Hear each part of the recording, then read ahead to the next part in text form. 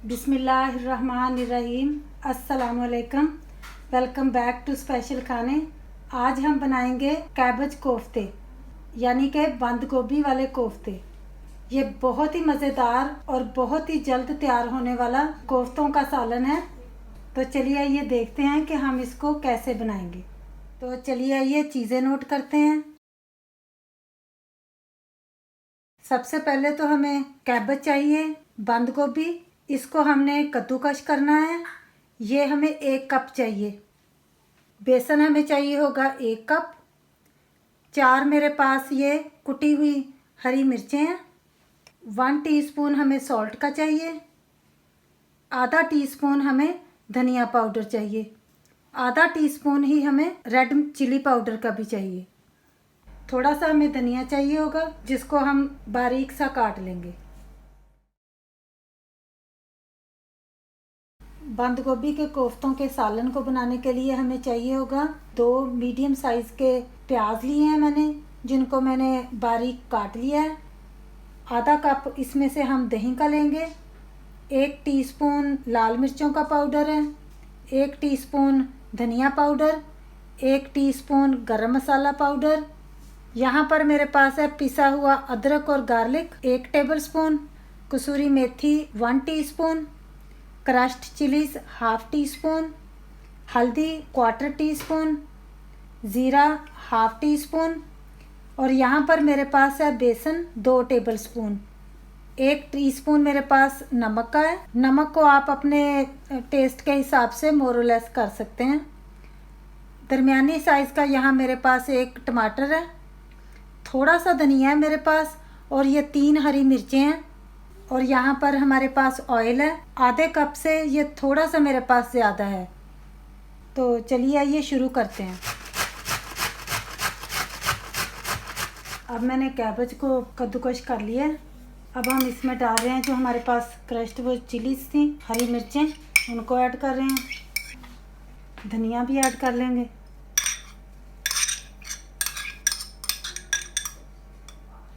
Salt को add कर रहे हैं।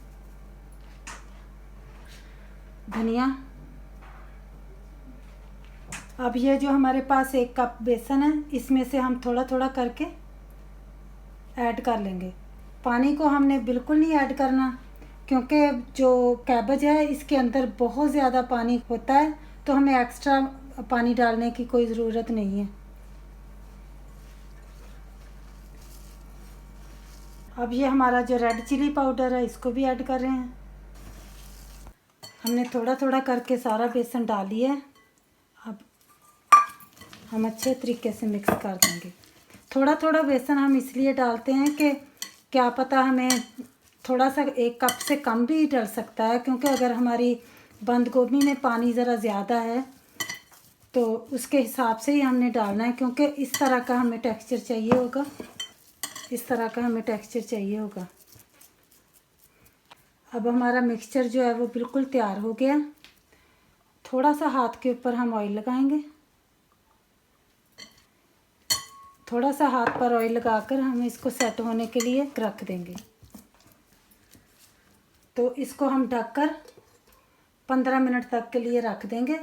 तो फिर इसको फ्राई करेंगे। उतनी देर तक हम अपना कोफ्तों का जो सालन है उसको तैयार कर लेते हैं। फ्लेम को हम ऑन कर लेंगे।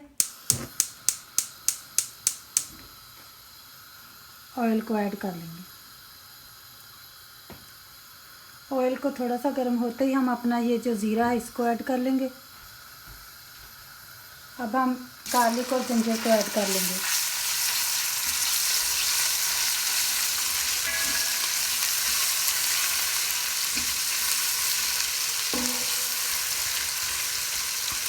अब ये हमारा अनियन है, इसको भी ऐड कर देंगे।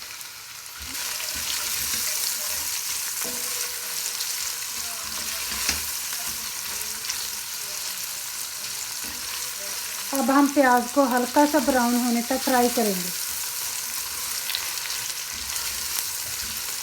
अनियन हमारा फ्राई हो गया है। अब हम थोड़ा सा पानी ऐड कर लेंगे।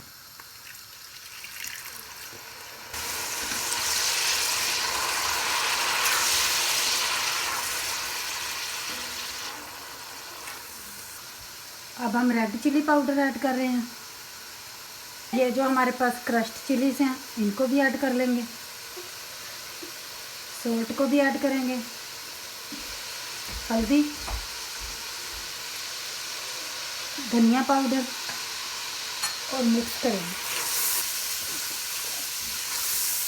थोड़ा सा पानी ऐड कर लेंगे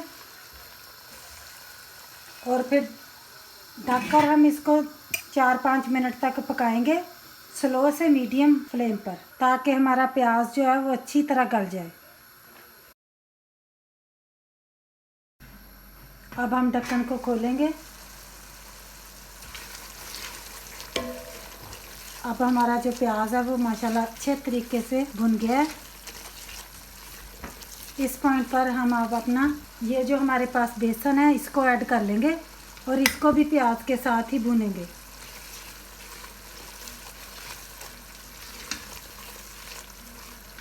अब हम बेसन को 3 से 4 मिनट तक भूनेंगे। अब हमने अच्छे तरीके से बेसन को भून लिया। अब हम टमाटर को ऐड कर लेंगे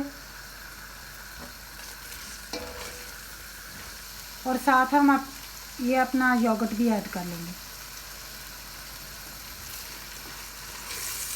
अब 2-3 मिनट तक इसको फिर से भूनेंगे।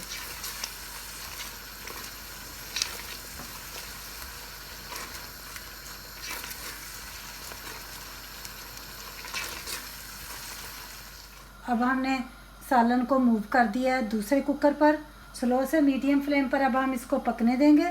तो इधर मैंने इस साइड पर ऑयल को गर्म होने के लिए रख दिया है। तो फिर हम अपने जो कैबेज के कोफ्ते हैं उनको फ्राई करेंगे। ऐसे हम अपने हाथ को थोड़ा सा ऑयल लगाते जाएंगे और ऐसे राउंड राउंड शेप देकर कोफ्ते को तैयार कर लेंगे और ऑयल में डालते जाएंगे। ऐसे ऐसे करके आहिस्ता आहिस्ता ऐसे डालते जाएंगे। ऑयल को हाथों पर लगाना ज़रूरी है, क्योंकि नहीं तो फिर ये चिपकता है हाथों पर। ऐसे ये जो रेसिपी मैं आपके साथ शेयर कर रही हूँ ये बहुत ही यूनिक रेसिपी है। यकीन माने जब आप इसको बनाएंगे ना तो आपको बहुत पसंद आएगी। यहाँ तक कि आपके फैमिली वाले आपसे पूछेंगे कि आपने ये किस तरह बनाई है। हाथ को हम हल्का सा रखेंगे, ज़्यादा प्रेस नहीं करेंगे, ये खुद ही राउंड राउंड शक्ल इख्तियार कर लेता है। ये देखें, बस ऐसे आहिस्ता से पकड़कर ऐसे डाल देंगे। हमने अपने तमाम कोफ्तों को जो है ना वो स्लो से मीडियम फ्लेम पर फ्राई करना है, क्योंकि हमने फ्लेम को बहुत ज़्यादा तेज़ भी नहीं करना, ताकि ये ना हो कि ऊपर से हमारे कोफ्ते पक जाएंगे और अंदर से कच्चे रह जाएंगे। ये देखें, अब हमारे जो कोफ्ते हैं ना वो तैयार होने वाले हैं बिल्कुल। ये देखें कितने प्यारे माशाल्लाह बन के तैयार हो रहे हैं। अब जो हमारे कोफ्ते तैयार हो गए हैं उनको हम निकाल लेते हैं।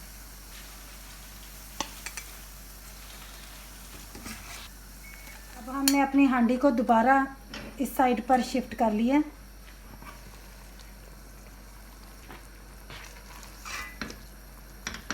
सालन भी माशाल्लाह अब हमारा तैयार हो गया है। अब हम अपनी ये जो हरी मिर्चें हैं 3 थी मेरे पास, ये 2 जो मैंने ऐसे अंदर से स्लिट कर ली हैं और ऐसे एक काट ली है, इसको भी ऐड कर रहे हैं। मैंने 1 कप कैबेज का लिया है। आप इसकी क्वांटिटी को 2 कप 3 कप के हिसाब से आप बना सकती हैं, फैमिली के हिसाब से आप बना लीजिएगा। अब हम इस पॉइंट पर ये तमाम हमारे जो कोफ्ते हमने बनाए हैं वो ऐड कर लेंगे।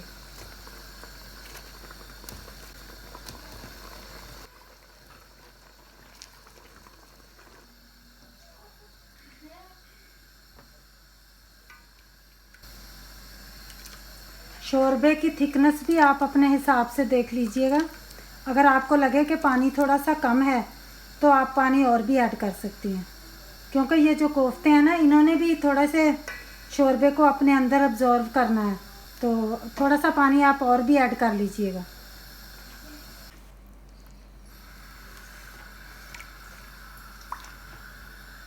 मुझे पानी थोड़ा सा कम लग रहा था, इसलिए मैंने 1 कप पानी का और ऐड कर लिया था। अब हम ढककर हल्की आंच पर इसको तकरीबन 8-10 मिनट के लिए पकाएंगे, ताकि जो हमारे कैबेज के जो कोफ्ते हैं ना वो हल्के से सॉफ्ट हो जाएं और ये जो शोरबा है ना कोफ्तों के अंदर तक चला जाए। अब हम गरम मसाले को ऐड कर लेंगे और साथ ही ये जो हमारे पास कसूरी मेथी है इसको भी अपने हाथों की मदद से ऐसे मसल कर डाल देंगे। धनिया भी ऐड कर लेंगे।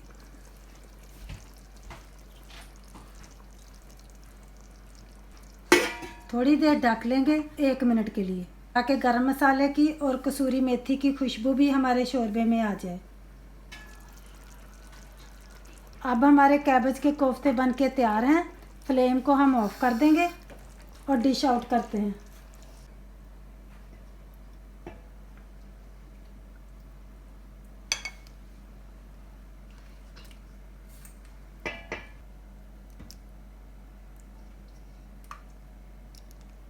अब माशाल्लाह हमारा ये कैबेज के कोफ्तों का सालन बन के तैयार हो गया है।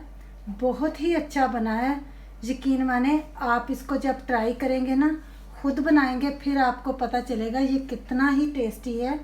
आप इसको बकरा ईद के दिनों में बनाना, खुद भी खाना, अपनी फैमिली को भी खिलाना, क्योंकि जब बकरा ईद पर हमारा दिल गोश्त खाकर भर जाता है तो फिर हमारा दिल करता है कि कोई अच्छी सी चटपटी सी चीज़ जो है वो हम बनाएं। आप तमाम देखने वालों के लिए ये मेरी तरफ से बकरा ईद का तोहफा है। मुझे उम्मीद है कि आपको मेरी ये आज की रेसिपी पसंद आई होगी। अगर आपको आज की ये मेरी रेसिपी पसंद आई है तो प्लीज़ शेयर करें अपनी फैमिली एंड फ्रेंड्स के साथ। थम्स अप दें। अब मुझे इजाज़त दीजिएगा, चलती हूँ। दुआओं में याद रखिएगा। फिर मिलेंगे एक मेरी बहुत ही अच्छी रेसिपी के साथ। देखना मत भूलिएगा। अपना और अपनों का रखिएगा ढेर सारा ख्याल। अल्लाह हाफिज़।